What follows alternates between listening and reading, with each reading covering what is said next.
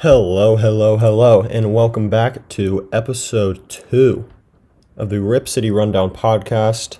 I will be hosting you today, and this is my first podcast since we talked about Robert Covington and that trade, and a lot of news has gone down. I think I'm going to try to go one podcast a week and just wrap up all the news. Maybe once the season starts, we could move to 2, but expect one podcast a week. So on this podcast, we're going to be talking about the signings, the trades we made, players leaving, and other topics that interest the Blazers. So we're going to go in chronological order here, and we're going to start off with the draft. And that means we'll talk about CJ Ellaby. So the Blazers obviously traded their first round pick and traded in the Robert Covington trade, which ended up going to Houston, then on to the Pistons, which ended with Isaiah Stewart. But we kept our second round pick, and with the 46th pick of the 2020 NBA draft, the Blazers selected CJ Ellaby out of Washington State.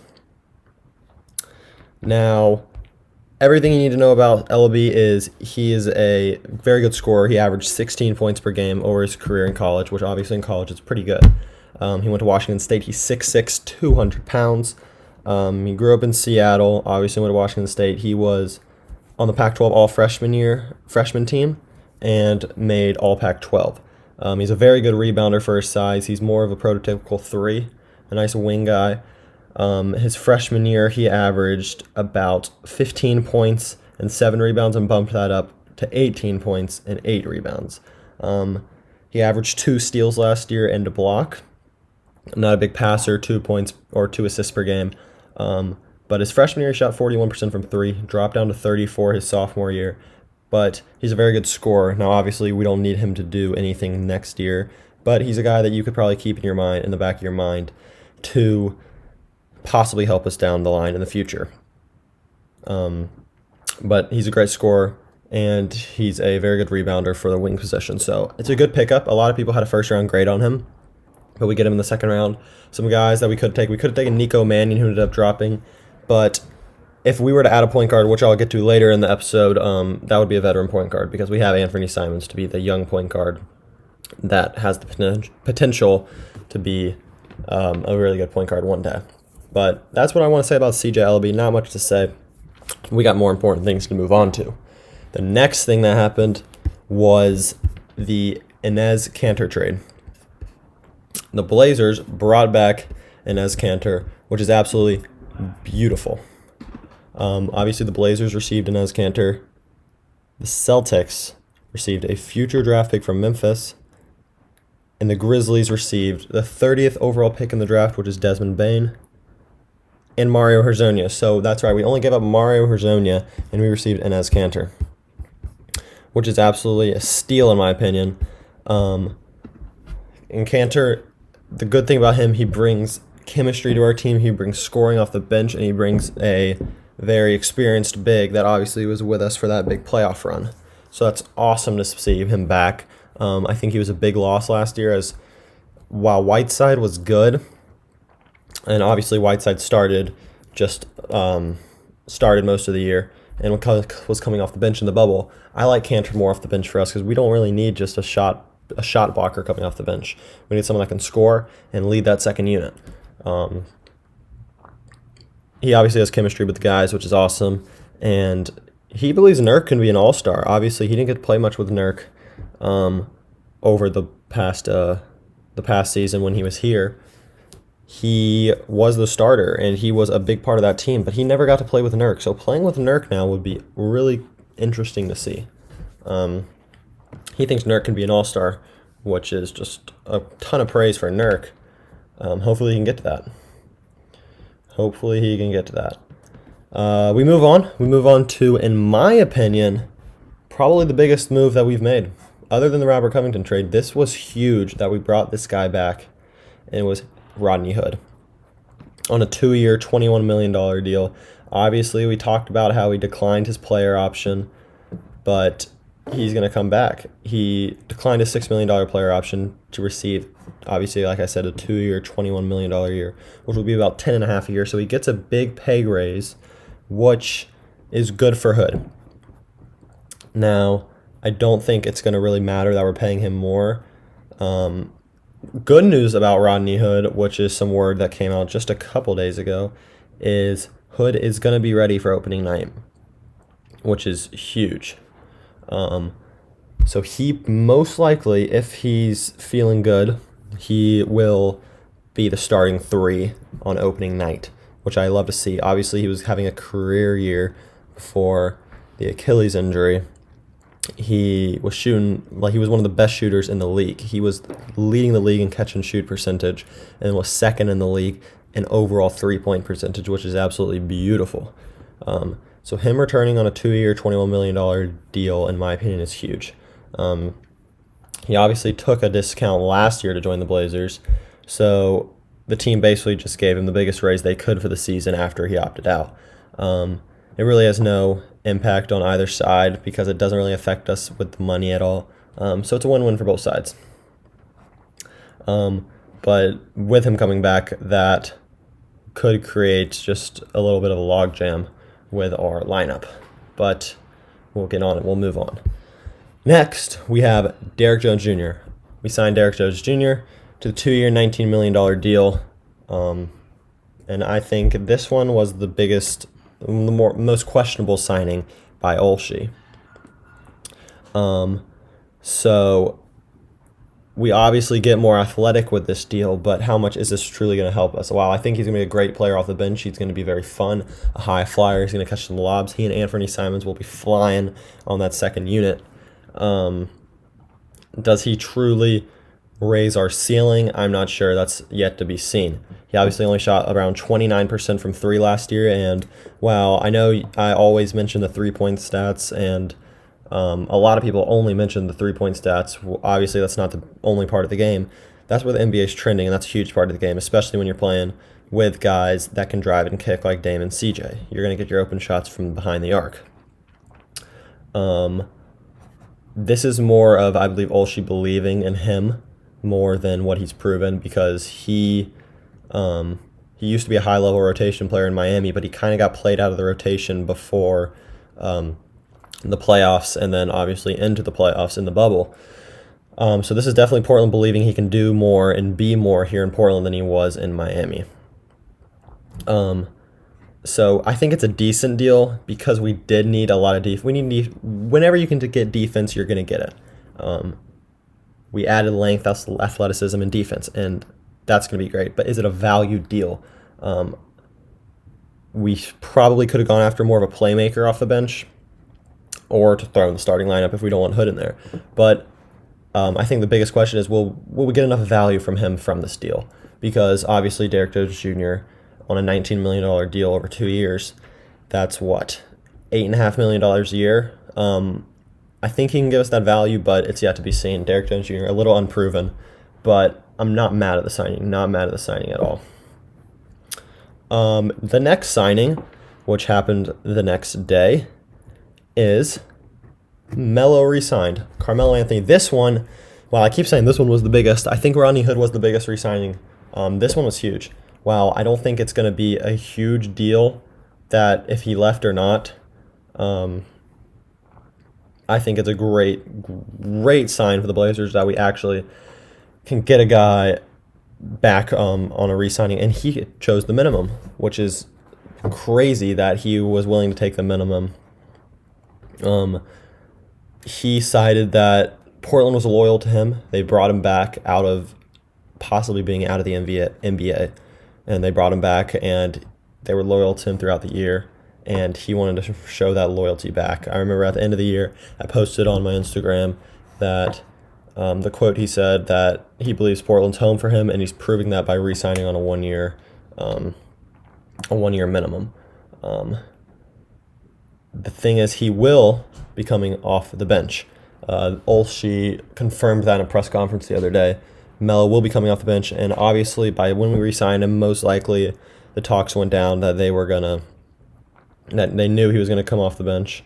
But it'll be interesting to see, as he's a guy that always really wants minutes.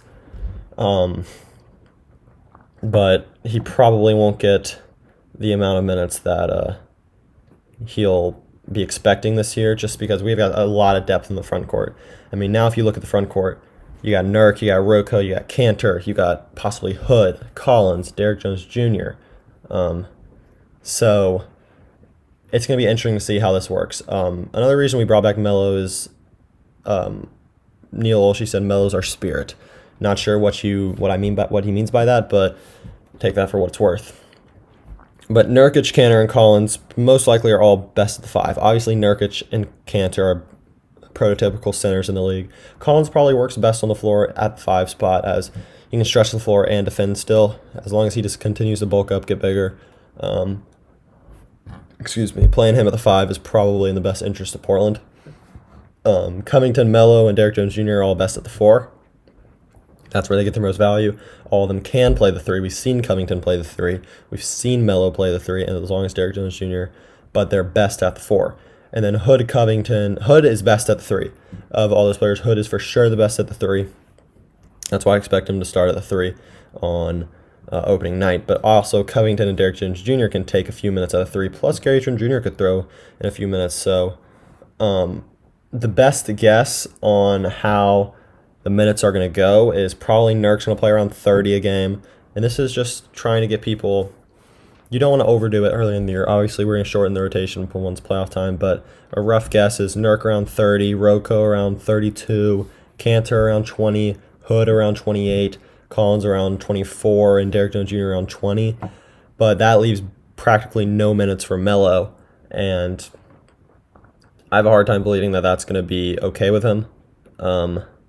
But you don't want to give the minutes to the guy you gave the minimum to and take the minutes away from the guy you gave the 2-year, $19 million deal from, a la Derrick Jones Jr.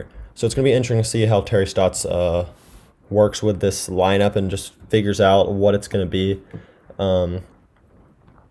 But I think it just shows the depth we have, and depth is always great. And when you got Portland, you got leaders like Dame and CJ, you're not going to get locker room drama with the amount of minutes people are getting.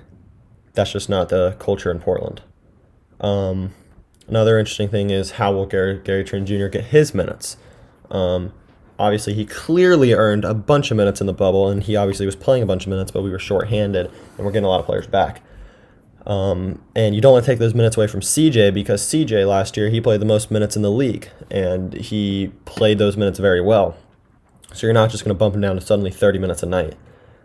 So, again, a lot of things when it comes to the front court. And that is without even talking about our last free agency signing that we signed, I believe, maybe it was Sunday, but that is Harry Giles. I'm not sure how you say it. Harry Giles from the Kings on a 1-year deal. So again, that just adds to the front court mess. But again, it's not a bad thing. But you could see us signing these players as trade pieces come trade deadline. But it's not a bad thing to have depth, like I said. Not a bad thing to have depth. I believe that adding these people, it's a prize, kind of. Just we've been begging for Portland to have depth and get bigger, stronger, longer, and more athletic. As we in the past, we've been called the least athletic team in the league, but we are for sure not that anymore. We are definitely an athletic team now, as we brought in the dunk contest champion. Harry Giles is a great athlete. And yeah, I mean, this team is going to be very athletic, very deep, and that's all you can ask for, really, when you're talking about the Blazers. So some more things I want to go over. I just got word that Woj just went over. Hassan Whiteside is going back to the Kings, which is very interesting. So we take Giles, they take Whiteside. Obviously, Whiteside's a better player, but we didn't need Whiteside anymore. So, not mad. Hopefully, Whiteside succeeds there. You never want to see a Blazer guy, no longer be good anymore. Another guy we lost was Wenyen Gabriel. He went to, New Orleans. Wenyen Gabriel moved on from the Blazers and will be going to New Orleans. I think that's a great pickup for New Orleans. You can never have too much energy, and he brings that. New Orleans is absolutely going to love him. Another topic that we want to go over is, should the Blazers sign with our last roster spot? I believe we have 14 right now. Should the Blazers sign a backup point guard, or do we stick with Anthony Simons? This is a question that a lot of Blazers fans are asking, and I think Neil Olshey slightly answered that question. Olshey was asked if we're going to go out and sign a veteran point guard, and he said we have a backup point guard. His name is Anthony Simons. So that could be him shutting down the idea of us going to get a guard. Some guards that are available are Quinn Cook. Can't think of anybody else right now, but on Quinn Cook's level, so you're not going to get a lot of production off the bench. So you either want to spend that money on the guard, or you just want to, who knows what you want to do with that last roster spot, but you have these guys. You have Simons as the backup point guard. So obviously, like I said, Rodney's going to be ready for opening night. But let's talk about these minutes here. Let's talk about who's getting minutes and who's not getting minutes this year. So when you look at our rotation, obviously at guard you have Dame and Simons. Then shooting guard you got CJ and Gary Trent Jr. Then you move on to small forward, and you could rock some Rodney Hood. Some Rocco could play the 3. You still have Little on the roster. I mean, you got guys. Again, depth is going to be a big thing for the Blazers this year. We are never going to have trouble with our depth. You move on to the power forward. You could throw in Melo, Derrick Jones Jr. Derrick Jones Jr. could also play the 3. I didn't even mention him there. And then Covington and Collins. And then at center, you got Nurkic, Canter, and Harry Giles. So of those guys, I think my personal preference of the starting lineup should be obviously Dame, CJ, and Nurk are locks. Those 3, no questions asked. Those guys are going to be in the starting lineup. Then you move on. I think Rocco is also a lock for sure to be in the starting lineup. Now it's just a question if you plug him at the 3 or the 4. So I'm going to go over opening day lineup, opening night lineup, and then I'm going to go over ideal playoff rotation. So opening night, obviously we're not going to have Zach Collins, so that can eliminate him from the starting lineup. So I think you go Rocco at the 4, Rodney Hood, you slot him in at the 3, so your starting lineup would be Damian Lillard, CJ McCollum, Rodney Hood, Robert Covington, and Yusuf Nurkic. And then the guys you for sure want coming off the bench are Gary Trent Jr., and Enes Kanter. So those guys are going to be coming off the bench opening night. Then you throw in Derrick Jones Jr. and Melo. So those are 9 guys, and then Anthony Simons for rotational minutes. So that's opening night. Those are the guys you for sure want in there.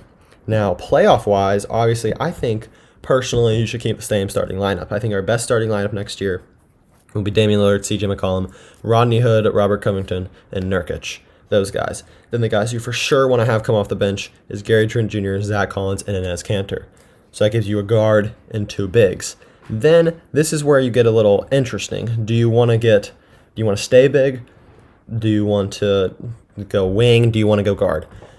I think a guy that should be playing a lot for us is Melo. Melo showed that he can still play, and he has the ability to play for us next year. Now the question is, do we just have the minutes for him? Because we really just don't have that many minutes now. Because you probably want to get Derrick Jones Jr. in there, but it's just interesting with the depth. I could see these guys being used for a trade. I'm not saying it's going to happen, but I think the biggest thing that we want to see this season to start the year is just how are we going to just hand these minutes out to a bunch of players? How are you going to give out the minutes? I just think that Terry Stotts, this is going to be his hardest coaching job yet.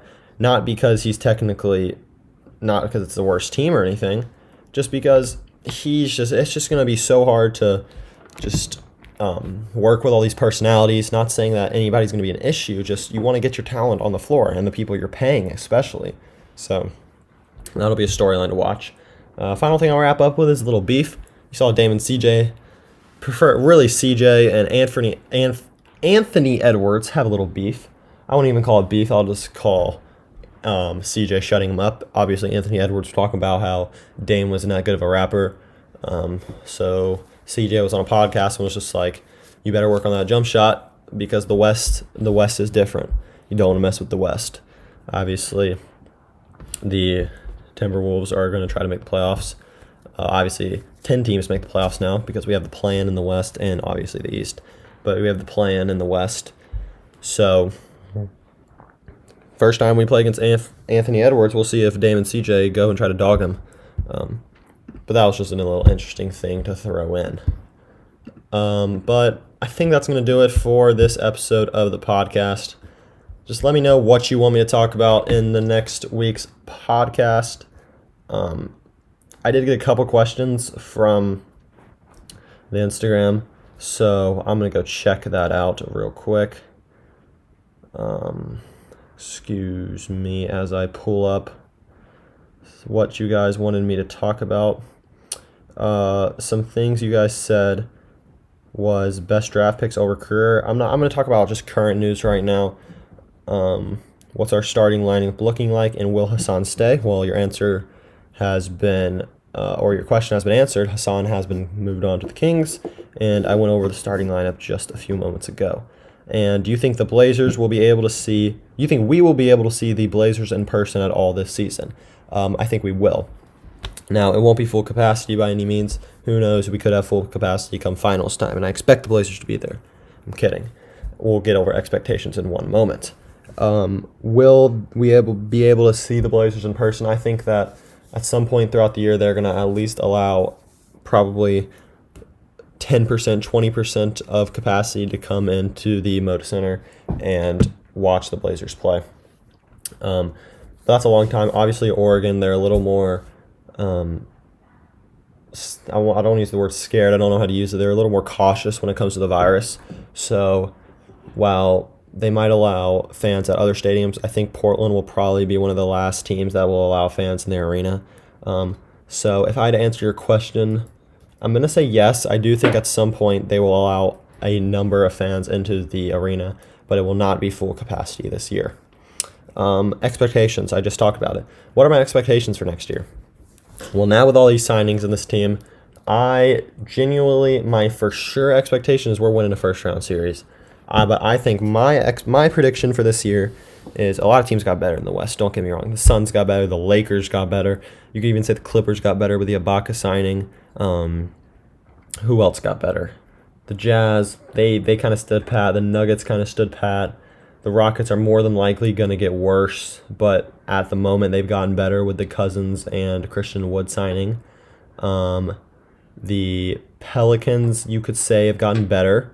Even though they lost Drew Holiday, they added Eric Bledsoe and Steven Adams, but that's just a train wreck down there with spacing. But to get to the point, what are my expectations for the Blazers this year? I expect a top 3 seed, and a Western Conference Finals run at least. I think it's going to be very hard to beat the Lakers next year in the West. Same with the Clippers, but I expect us to get a 3 seed, possibly a 2 seed, and make a run to the Western Conference Finals. Those are my predictions for next year. And that's going to do it for episode 2 of the Rip City Rundown podcast. Give me a high rating on Spotify for listening there. And then if you're listening on YouTube, give me a like and comment that you listen to this. And comment if you follow Rip City Rundown on Instagram. That's going to do it. Hope you enjoyed it. I will see you next week for episode 3 of the podcast, and that'll be it. Peace.